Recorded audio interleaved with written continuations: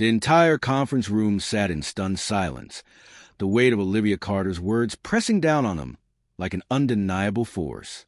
Some of the executives shifted uncomfortably, others exchanged nervous glances, but no one dared to speak first. Then Michael Reynolds, the airline's OO, leaned forward, his fingers laced together on the table.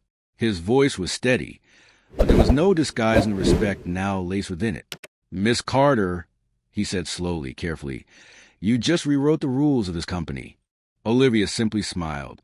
"No," she corrected, standing as she gathered her folder. "I just reminded you who truly runs it." As she strode toward the door, the room remained frozen, as if holding its breath.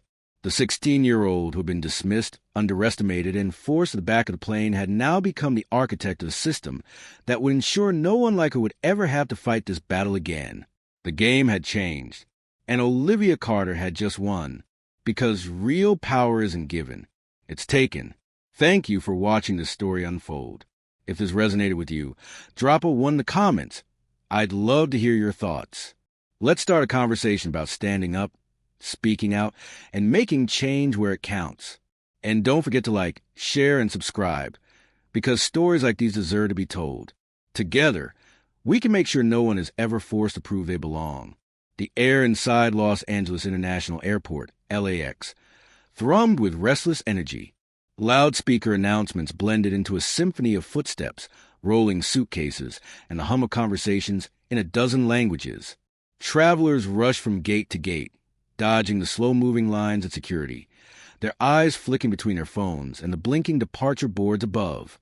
Luxury storefronts gleamed under artificial lights, showcasing overpriced designer handbags and watches that cost more than a year's rent in some places. Flight attendants, dressed in crisp uniforms, strode confidently through the terminals, their luggage wheels clicking rhythmically against the polished floors. A sea of people, business professionals in tailored suits, families wrangling excited children, backpackers with weary eyes, moved through the endless cycle of arrivals and departures. Olivia Carter stood in the middle of it all, motionless. Her brown eyes, sharp and observant, scanned her surroundings, catching every small detail. She saw the subtle shifts in people's gazes, the quick double takes, the slightly prolonged stares. A businessman glanced at her uniform and then at her first-class ticket, his eyes narrowing before he turned away. She heard the low murmur of 2 well-dressed women standing near the priority boarding lane. She must be flying with her parents, one of them whispered. The other shook her head slightly, her expression skeptical. A mother in a beige cashmere coat pulled her child closer. Olivia had seen this 1,000 times before, the quiet, unspoken question hanging in the air. Does she really belong here? She exhaled softly, adjusting the strap of her small backpack. She had every right to be here, more than anyone else in this airport. They just didn't know it yet. At 16 years old, Olivia Carter was already a force most people couldn't begin to understand. She didn't look the part. That much she knew. Her school uniform, a crisp white button-down, a navy plaid skirt, and well-worn sneakers, made her look like any other high school student heading home from a trip. But Olivia wasn't just another teenager. She owned 45% of this airline. Her late father, Daniel Carter, had built Carter Global Airways from the ground up. What had started as a small fleet of private jets for high-profile clients had turned into one of the largest commercial airlines in the country. He had revolutionized the aviation industry, turning a single investment into an empire. And when he passed away last year, he left the majority of his shares to her. The world had tried to convince her that she was too young to understand the weight of it. She had heard the whispers in board meetings, seen the tight-lipped smiles of executives who thought they could outmaneuver her. But Olivia had been watching her father since she was old enough to read stock reports. She knew power, and she knew how to use it. Still, today wasn't about power. Today was just supposed to be about getting home. Her fingers curled around the first-class boarding pass in her hand. Even though she had access to private jets, Olivia preferred commercial flights. Not because she needed to, but because she wanted to understand her airline firsthand. She had learned early that real leadership didn't happen behind closed boardroom doors. It happened in the small details. The service, the way passengers were treated, the subtle cues of how her airline operated when no one thought they were being watched. But there was something else, something deeper, that made her choose this path. Her father had always flown commercial. You can't run an airline from the top of a skyscraper, he had told her once. You run it from seat 3A, next to the people who trust you get them home. That lesson stuck with her.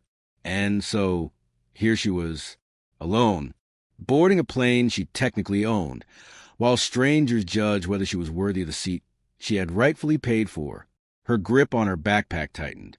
She wasn't here to prove herself to them. She was here to observe. And in just a few minutes, she would have a front row seat to one of the biggest lessons in power she'd ever learned. As Olivia stepped toward the priority boarding lane, the soft murmur of conversations around her seemed to shift. A woman in a tailored beige coat glanced her way, her lips pressing together in a fleeting frown before she subtly pulled her young daughter closer. The little girl, no more than 5, looked up in confusion, but her mother was already busy pretending Olivia didn't exist. A businessman in a dark suit stood a few feet away, adjusting the expensive leather strap at his briefcase while stealing a glance at Olivia's boarding pass. His eyes flickered with something unreadable, perhaps amusement, perhaps disbelief, but he smirked as he turned back to his phone, as if reassured that whatever curiosity he had about her presence in the first-class line wasn't worth his time. Olivia inhaled slowly. Nothing new. Her grip, but just because she's used to it doesn't mean she has to ignore it. None of this was new. The cabin she had spent her entire life walking into spaces where people looked at her like the businessman across the aisle barely glances up. They couldn't quite answer. Too focused on whatever deal he's closing on his laptop. Too out of place in a world that thrived on silent belonging. Oblivious, she had learned long ago that no one else's biases were rarely loud. No one else shouted in the open. They whispered. A flight attendant passes by, lacing micro-expressions, offering champagne to a white man in an expensive suit. In the slight way someone's body language shifted to create distance. Then her father had warned her about this. Standing over Amar once always again. Question you. Can I get you something to drink? He had said one night when she was 12, but the way she fresh off witnessing her first her tone is taste of casual prejudice. The warmth she showed the others you have to decide every single time. Amara lets a beat of silent stretch between them. At the time, she hadn't understood the full weight of his words. Karen doesn't nod, but now doesn't acknowledge standing at the threshold of another moment. She simply turns and walks away. And Amara watches her. The world had a way of making tapping her feel one perfectly manicured nail against no matter how much power she held. She's dealt with people like Karen before. She wasn't interested in fighting it. Karen has no idea who she was played with. Learning. Amara leaned back in her seat. A gate agent smiled seamlessly to the cabin. She scanned Olivia's offering drinks with warm smiles. Enjoy your flight, Miss Carter. To everyone but her. Her voice she serves the businessman across the aisle, no sign of the tension. Setting down a fresh glass of champagne, she thanked her with a nod and stepped towards the jet years of catering to the cool air conditioning brushing against her skin as she entered the enclosed walkway. The older man barely behind her faded. But the weight of unspoken judgment subtle change in like an invisible thread. Karen moves on. She had seen it happen before. Approaching the honeymoon countless times. Seated a few rows ahead where men twice her age spoke around her, a bright-eyed woman as if she wasn't sitting at the table. Beams up at the attendants where waiters handed the orange juice to anyone but her. Of course, even in her own home. Where new employees sometimes mistook her. She turns to Jordan instead of the owner's his arm around Mia's shoulders. But today, something in her chest felt different. I'll take a ginger ale. Resolve settled into place. Karen nodded. She wasn't here to demand them their drinks with practiced ease. She was here to let them believe whatever they wanted. Pleasantries for now about their destination. Because in a matter of minutes, without missing a beat, they were all about to learn exactly who she was. Serving each Rebecca Hayes moved down the aisle, ensuring everyone had seen practiced knowledge and accommodated someone who had spent 15 years in the air. Her uniform was pristine. The businessman blonde hair pulled into already has a second glass of champagne. Every movement precise. The honeymooners have been offered snacks. She took pride in her role. But Amara's unspoken authority that came with managing the most exclusive section of the plane. The first class was cutting through the ambient hum of the cabin. It was a standard. Karen returned, and over the years, her expression she had developed an almost instinctual ability to recognize who belonged Amara there meets her gaze, and who did not. Voice calm. She had seen all types. Asked for water CEOs with tired Karen's eyes lips pressed together in a tight line. Celebrities slipping behind curling around the tray she's holding. Old money We're still getting everything understated elegance. She replies. Even the occasional lottery winner. Clipped. Amara's eyes flicked the tray. They weren't quite sure how to navigate. Just a few scattered glasses left. Her gaze landed on something that made her pause. For a split second,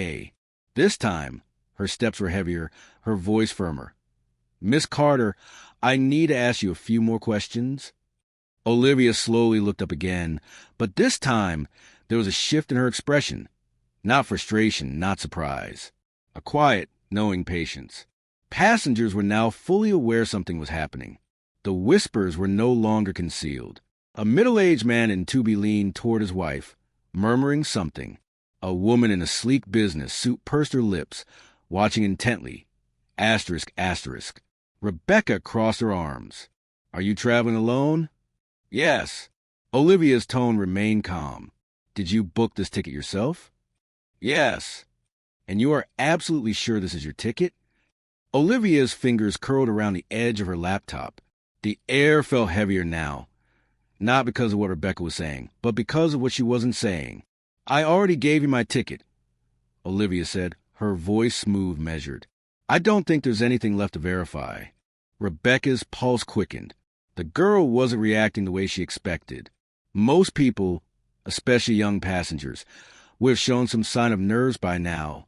A flicker of guilt, a hesitant explanation, a need to justify themselves. Olivia had given her nothing, and that unsettled Rebecca more than anything else. Passengers were now staring outright. The first-class cabin, usually a space of quiet personal bubbles, had become something else entirely. Asterisk, asterisk, a courtroom of unspoken judgment. Asterisk, asterisk. Rebecca squared her shoulders, her voice sharpening. I'm going to have to ask you to move to economy class. The moment the words left her mouth, the tension snapped into something else entirely. A shift Olivia recognized immediately. This was no longer about a ticket. It never had been. The businessman across the aisle lowered his paper completely. A woman in row 4 stopped mid-sentence in her whispered conversation. Even a flight attendant in the galley peeked around the corner, sensing something dangerously close to a mistake. Olivia blinked, her face giving away nothing. You want me to leave my seat?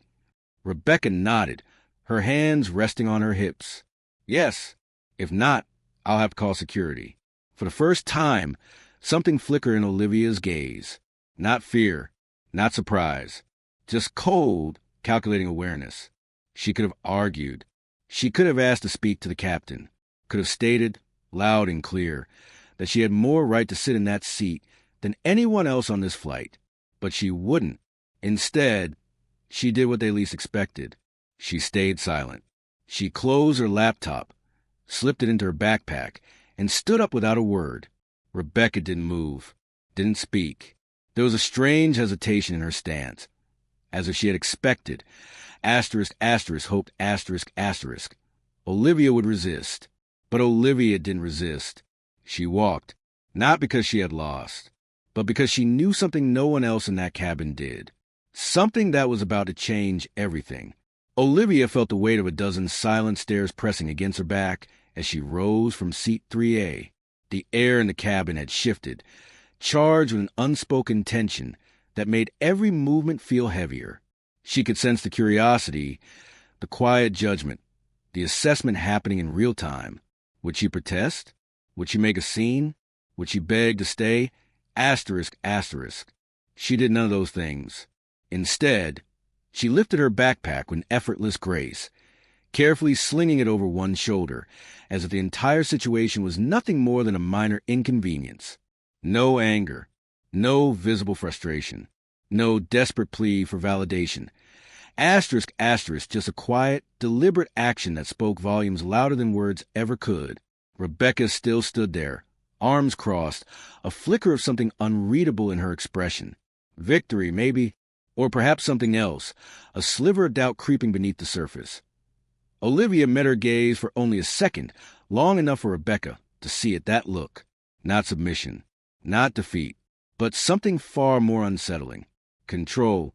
Olivia turned away before Rebecca could process it, stepping out of the first-class cabin and into the narrow aisle that separated the privileged space from the rest of the plane. The transition was stark. The spacious leather seats and quiet luxury of first class gave way to the cramped, tightly packed rows of economy, where passengers jostled for overhead bin space and squeezed into their seats. The air smelled different. Asterisk, asterisk, less of premium champagne and warm towels, more recycled air and weary travelers. Asterisk, asterisk. She moved forward, her step steady, her mind already calculating the next move. A middle-aged woman in business casual attire leaned toward her seatmate, whispering something behind a cupped hand. A man in a wrinkled polo shirt lifted an eyebrow, tracking Olivia's movements with mild curiosity before returning to his in-flight magazine. None of them knew what had just happened. None of them knew that the girl who had just been unceremoniously sent to the back of the plane owned more of the airline than anyone in the cockpit. Asterisk, asterisk. She reached an open seat near the middle of the cabin, slid into it without hesitation, and placed her backpack at her feet. She didn't fidget. She didn't look around. She simply fastened her seatbelt and stared out the window. Asterisk, asterisk. The reflection staring back at her was unreadable, calm, composed, but beneath the surface, something sharper simmered. She pulled out her phone, her fingers moving with quiet precision as she typed a single message to Jonathan Pierce, her family's financial advisor. It happened. Called aboard. She pressed send and set the phone down on the tray table. Then, for the first time since boarding, she allowed herself the smallest of smiles, because Rebecca had just made the worst mistake of her career, and she had no idea. Olivia didn't check her phone again. She didn't need to. The moment the message left her fingertips, she knew exactly what was about to unfold. She placed the device face down on the tray table, letting the hum of the engines and the muted chatter around her fade into background noise. There was no need for impatience, no need for anxiety. She had played this game before. Jonathan Pierce was a man of efficiency, of quiet but absolute authority. He wasn't just a financial advisor. He was the architect behind the power her father had built, the man who knew every pressure point in the airline's infrastructure. And now, with 3 simple words, she had unleashed the one force on this plane that Rebecca Hayes would never be able to control. Olivia leaned back in her seat, watching the world shrink to the small window beside her. All she had to do now was wait. Rebecca, meanwhile, was savoring the silence she had restored. First class had returned to its intended state, smooth, luxurious, uninterrupted. No teenage girl sitting alone where they shouldn't be, no misplaced discomfort disrupting the balance. She smoothed the fabric of her uniform and allowed herself a quiet moment of satisfaction. A wealthy couple seated in one C, and one to exchange a glance, and nodded approvingly. The man, an older gentleman with salt and pepper hair, offered Rebecca a polite smile as he sipped from a crystal glass of bourbon. His wife, adorned in understated jewelry, adjusted her silk scarf and leaned in. "You handle that well," she murmured. Rebecca's chest lifted slightly, her confidence solidifying. Exactly. She had done her job, maintained order, upheld the integrity of the cabin. This was what professionalism looked like. Her fingers tapped idly against her service tablet, mentally reviewing the upcoming beverage requests. The atmosphere in the first-class cabin had settled once more into its usual rhythm. Muted conversations, the occasional clink of fine china, the soft rustle of newspapers. Everything was back to the way it was supposed to be. Then the cockpit phone rang. Rebecca barely noticed at first. The chime was routine, part of the operational hum of the flight.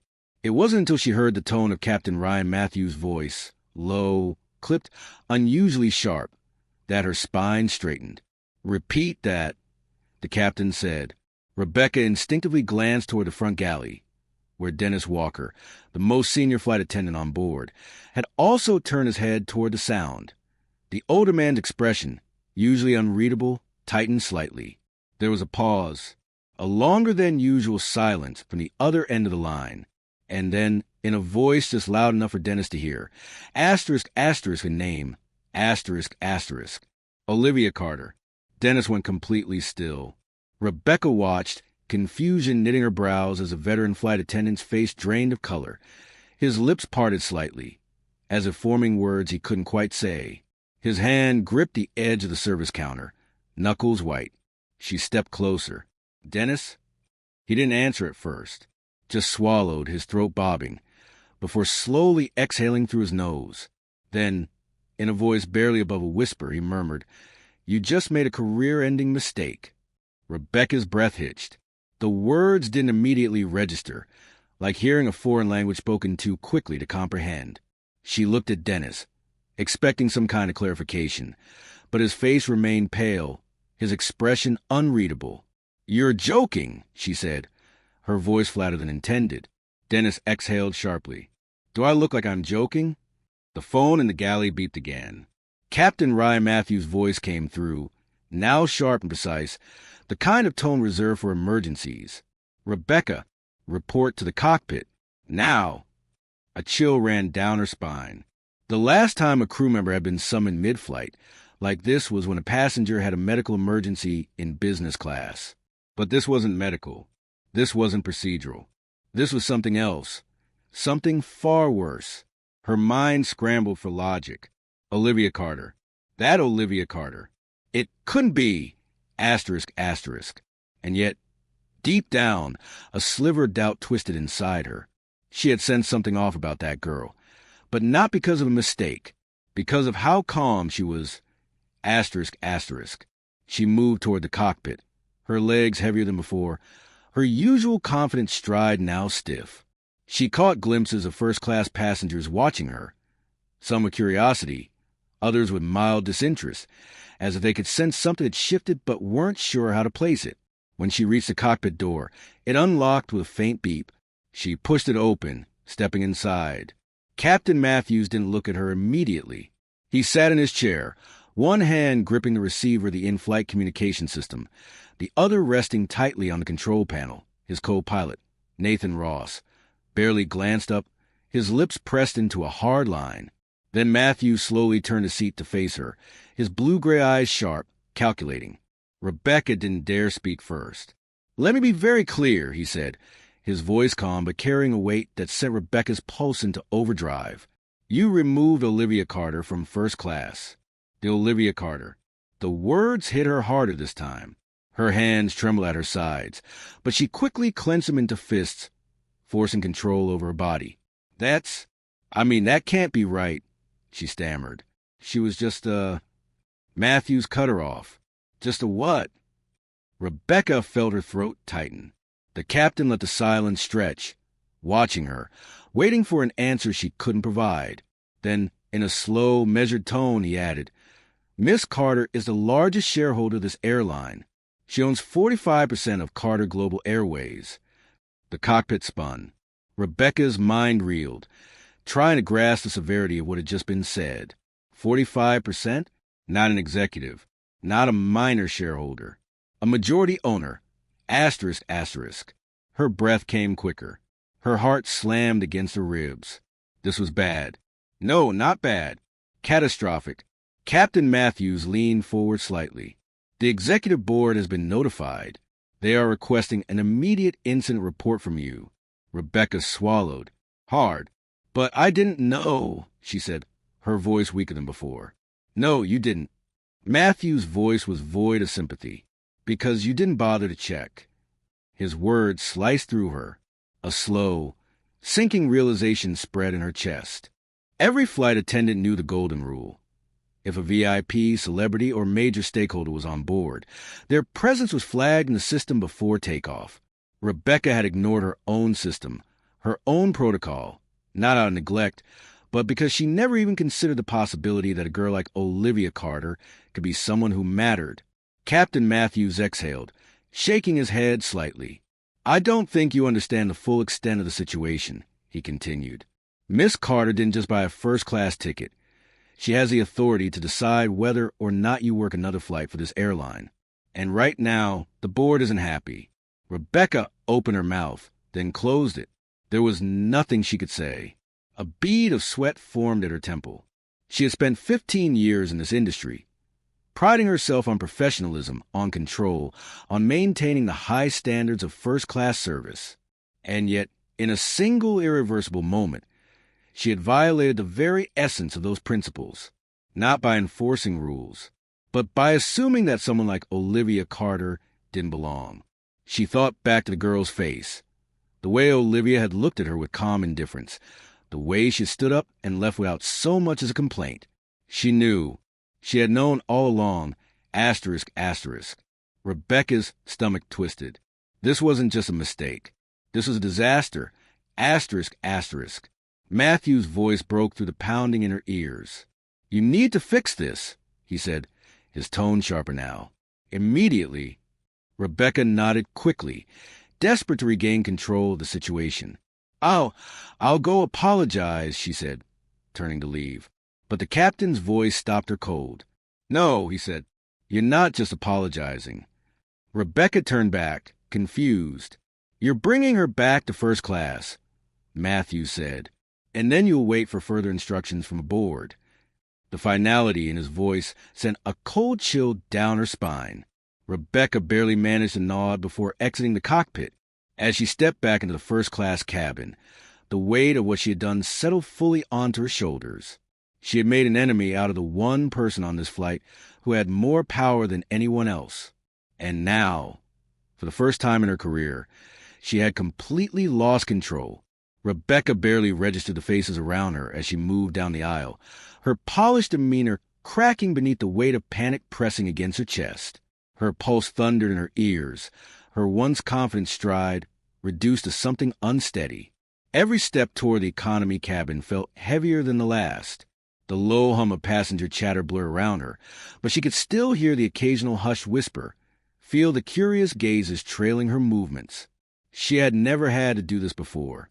In 15 years, she had issued polite apologies, diffused irritable passengers, handled difficult situations with a perfect balance of professionalism and control. But this was different. This was humiliation. When she finally spotted Olivia, sitting calmly by the window, her back straight, her hands resting lightly on her lap, Rebecca hesitated. She looked unbothered, untouched by the chaos Rebecca had just endured. If anything, she appeared as though she had been expecting this. Rebecca swallowed, forcing her voice into something measured, something she could control. Miss Carter. She hated how forced her own voice sounded. I sincerely apologize for the misunderstanding. Olivia didn't look at her immediately. Instead, she let the silence stretch, turning her head slightly, her eyes still focused on the view outside the window. The pause was intentional, calculated. Finally, she shifted her gaze upward, meeting Rebecca's with an expression so perfectly unreadable that it unnerved her more than outright anger ever could. Please, Rebecca continued, working to keep the urgency out of her voice, come back to first class. It was a mistake. A mistake. The word sat between them, hollow, meaningless. A mistake implied accidental misjudgment, an error of oversight, something that could be fixed with a polite nod and a return to normalcy. But Olivia knew better. She tilted her head slightly, studying Rebecca for a moment. Then, in the same smooth, quiet voice that had unsettled Rebecca before, she said, No, thank you. I'm comfortable here. The air in the cabin shifted. Rebecca felt the weight of the moment hit her, like a physical blow. Passengers around them had stopped pretending not to listen. The whispers had died completely. The businessman in the next row glanced sideways, eyes darting between the two women. A flight attendant near the galley stiffened. Even those who hadn't been paying attention sensed a shift, the strange ripple of something unfolding that didn't fit within the usual rhythm of air travel. Rebecca's knees nearly buckled. This wasn't how it was supposed to go. She had expected Olivia to accept the apology, to move past this quickly, to let Rebecca regain control of the situation. But Olivia wasn't playing by the unspoken rules. A muscle in Rebecca's jaw tightened.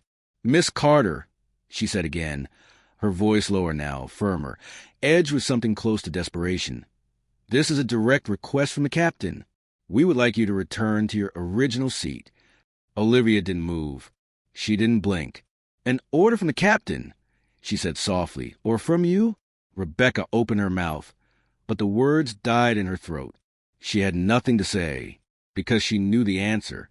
And Olivia did, too. The silence stretched so thin it felt suffocating. The entire plane was waiting, watching. Asterisk, asterisk, not just for what Rebecca would say next, but for what Olivia would choose to do. Because this wasn't about a seat anymore. It was about power. And Olivia Carter had just made it very clear who had it. The weight of silence in the cabin was suffocating. It pressed into the walls, filled the narrow aisle, made every passenger in economy acutely aware that something had just happened. Asterisk, asterisk, something important. Something irreversible. Asterisk, asterisk, the quiet hum of the engine seemed louder now.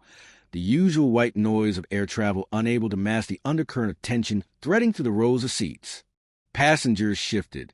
Some exchanged glances. Others pretended not to notice, but stole quick looks from behind their books and screens. A mother with a toddler in her lap glanced toward her husband, eyes asking a question she didn't dare voice aloud. Even those who hadn't been paying attention felt it. The sudden change in atmosphere, the subtle but unmistakable shift in who held the power in the room. And Olivia sat perfectly still, perfectly composed, in absolute control. She had made her move, and now she was watching Rebecca fall apart. Rebecca's breath was shallow, her posture stiff, her carefully curated air of professionalism unraveling with every second Olivia refused to move. She could feel the walls closing in, the weight of every stare drilling into her skin. She had spent her career ensuring first class remained exclusive, prestigious, orderly, but she had never anticipated this. She had thought removing Olivia had been the end of the problem. Instead, it had been the beginning of her own downfall. Her fingers twitched slightly against the polished edge of the seat in front of Olivia. "Miss Carter," she said again, quieter now, a last, desperate attempt to fix what was already broken. "I understand if you're upset, but—" Olivia's gaze didn't waver. "I'm not upset." It was the way she said it. Asterisk, asterisk, calm, smooth, effortless, asterisk, asterisk. That made Rebecca's throat tighten, because it was the truth. Olivia wasn't upset. She wasn't angry. She wasn't fighting. She was winning. Rebecca realized with stomach-churning certainty that the girl in front of her wasn't scrambling to prove anything. She wasn't raising her voice. She wasn't demanding respect. She wasn't even asking for an apology, because she didn't need to. She had already flipped the power dynamic completely. Rebecca had made her move, and now Olivia was letting her suffer the consequences of it. The whispers grew. A young man in glasses, sitting a few rows back, muttered to the person beside him, "She's not moving?" "No," the other whispered. She told her no. The businessman from earlier, asterisk, asterisk, the one who had lowered his newspaper when Olivia was first removed, watched openly now. Asterisk, asterisk, he wasn't just curious anymore. He was interested. Rebecca's pulse spiked. This was getting worse by the second. She had no good options left. If she pushed Olivia further, if she made a scene, she risked escalating the situation in a way that couldn't be undone. But if she walked away, if she let Olivia stay, it would be an admission of failure. It would be surrender. And Rebecca Hayes did not surrender. But then, as if sensing her dilemma, Olivia tilted her head ever so slightly and spoke again. "Is there anything else, Miss Hayes?" The question was deceptively simple. But Rebecca heard what she was really asking. "Are you done embarrassing yourself?" Rebecca's chest tightened. This wasn't just a disaster. It was humiliation. And worst of all, it was happening in front of an audience.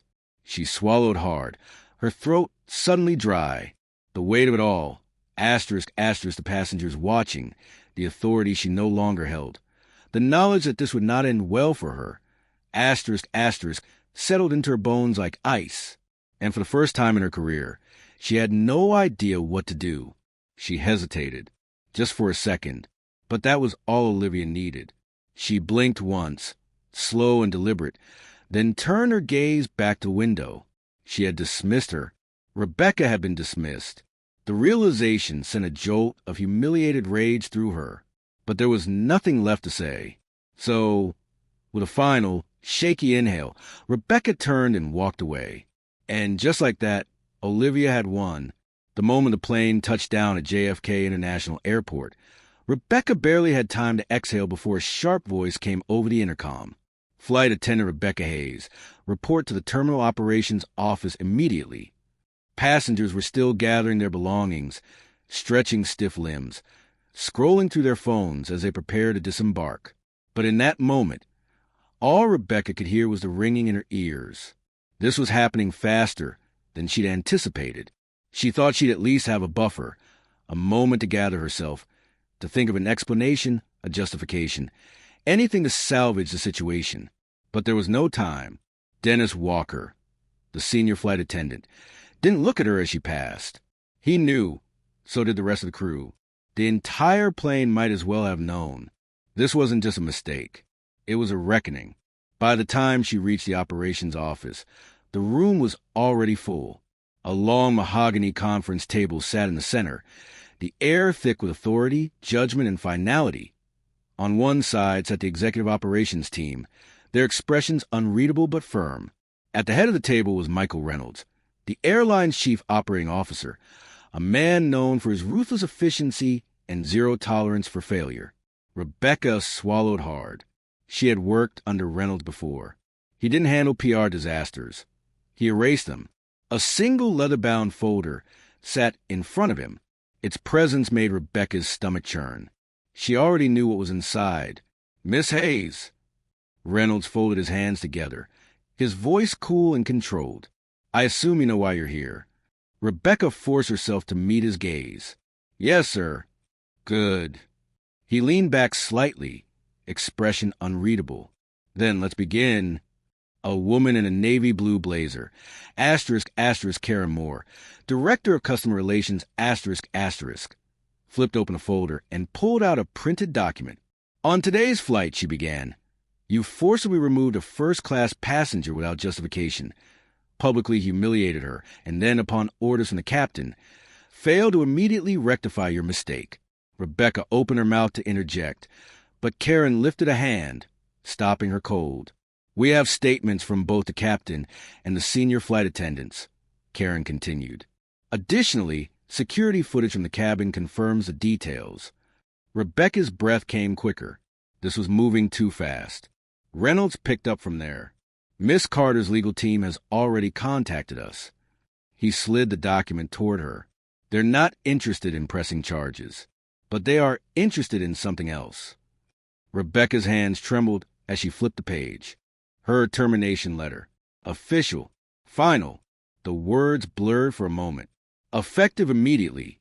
You are relieved of your duties with Carter Global Airways due to a violation of company conduct policies, failure to adhere to anti-discrimination guidelines, and actions that have caused reputational harm to the airline."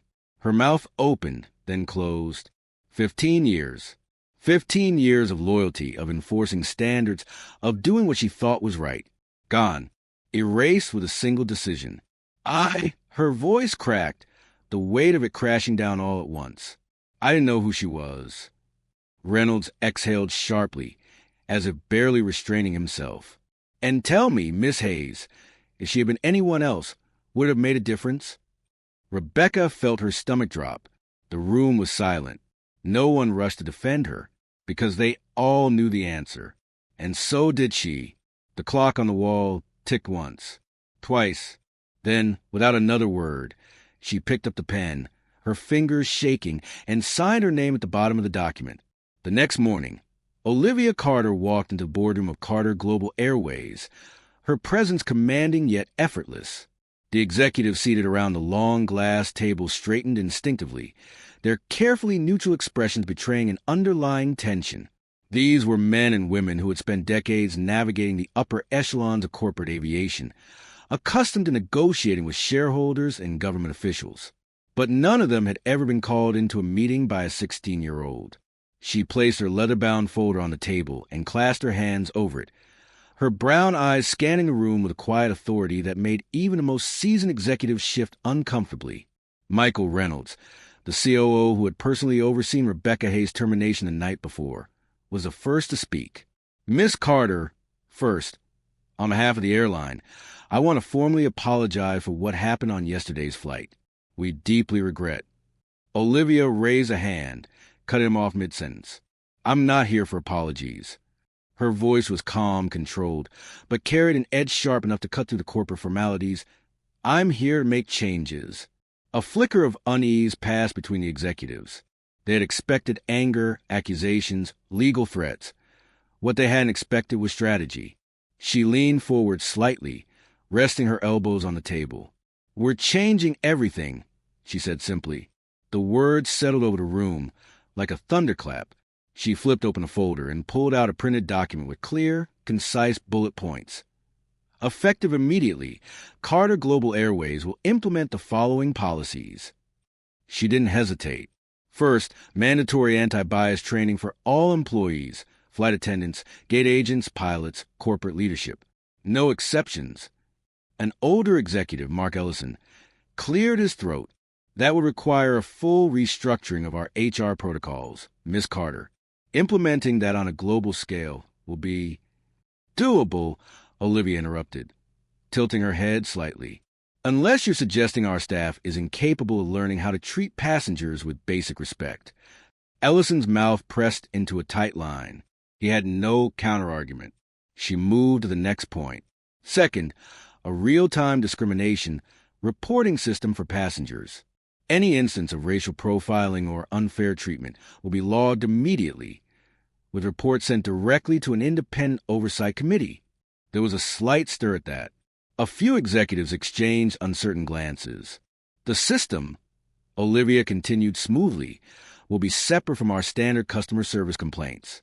It will be prioritized, addressed in real time, not buried in paperwork. Karen Moore, the director of customer relations, folded her hands together. That would mean passengers have direct access to corporate leadership on discrimination claims. Yes. Olivia met her gaze evenly. It does. Karen didn't argue. Third, Olivia continued, a zero-tolerance policy for racial profiling. Reynolds exhaled slightly. Miss Carter, we already have anti-discrimination policies in place. Policies that clearly aren't enforced, she said, flipping Rebecca Hayes' termination letter onto the table. A few jaws tightened. Olivia tapped the paper with her index finger. Employees who engage in racial profiling or discriminatory behavior won't just receive warnings.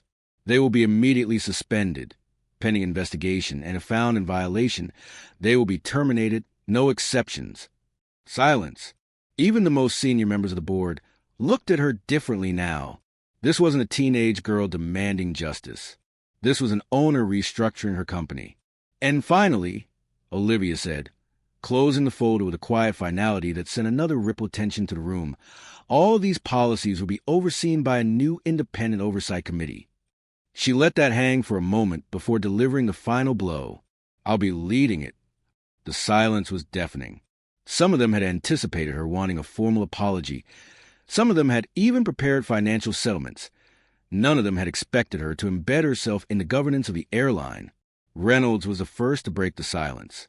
Miss Carter, this is highly unusual. She leaned back slightly, studying him. So was what happened on my flight yesterday. That landed. She let them sit with it, let the room grow uncomfortably still. Then, calmly, she stood. This is a negotiation, she said, gathering her folder and tucking it under her arm. This is happening. Either you adjust to it, or you step aside for people who can. With that, she turned and walked toward the exit, leaving them sitting there, still reeling. She wasn't just seeking justice. She was making sure this never happened again. The airport was alive with the usual symphony of movement, rolling suitcases, hurried footsteps, and the distant hum of overhead announcements. But for 7-year-old Maya Thompson, it was nothing short of magical. She clutched her boarding pass tightly in her small hands, her fingers gripping the paper as if afraid it might disappear. Her mother, walking beside her, adjusted the strap of her handbag and glanced down with a reassuring smile. "You excited, sweetheart?" she asked, smoothing a loose braid from Maya's forehead. Maya nodded eagerly, her eyes wide as they approached the first-class boarding lane. She had flown before, but never like this. First class was something she had only seen in movies and overheard in stories, a place of quiet luxury where people reclined in wide leather seats and drank from real glasses instead of plastic cups. She walked forward, her heart fluttering, unsure of what to expect. At the entrance to the jet bridge, a flight attendant in a crisp uniform smiled warmly. "Welcome aboard, Miss Thompson," she said cheerfully, bending slightly to meet Maya's eyes. "Your seat is right this way. Let me help with your bag." Maya's mother hesitated for the briefest of moments, not because she expected a problem, but because for so long there had always been one. A misplaced question, a lingering stare, an unnecessary verification. But today, asterisk, there was none of that. Asterisk. Maya, unaware of the silent relief washing over her mother, simply grinned and followed the flight attendant into the cabin. First class was even more beautiful than she had imagined. The seats were wide and soft, the armrests polished, the scent of fresh linen in the air. She slid into her seat, her feet dangling a few inches above the floor, and immediately began exploring, pressing the buttons to adjust her recline, touching the soft blanket neatly folded beside her. Another flight attendant came by, offering her a warm towel, which she accepted with pure delight. Her mother sat beside her, exhaling softly as she buckled her seatbelt.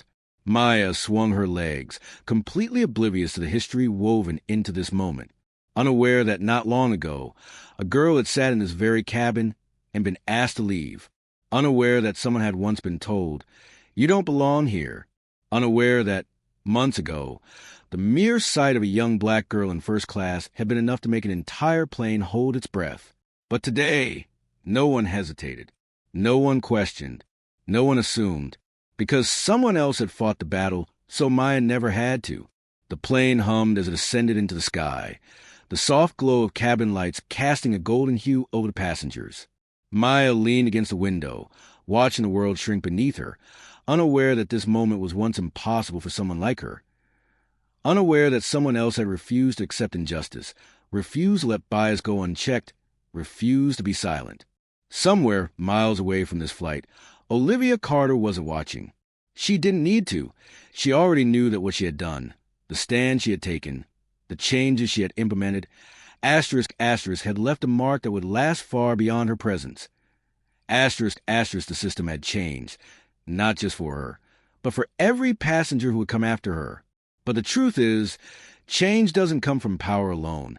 It doesn't always come from wealth, from influence, or from a boardroom filled with executives making policy decisions. It starts with a moment, a single choice. The question isn't whether you'll ever witness injustice. You already have. Maybe you saw someone get treated unfairly at work. Maybe you overheard a comment that should have been challenged.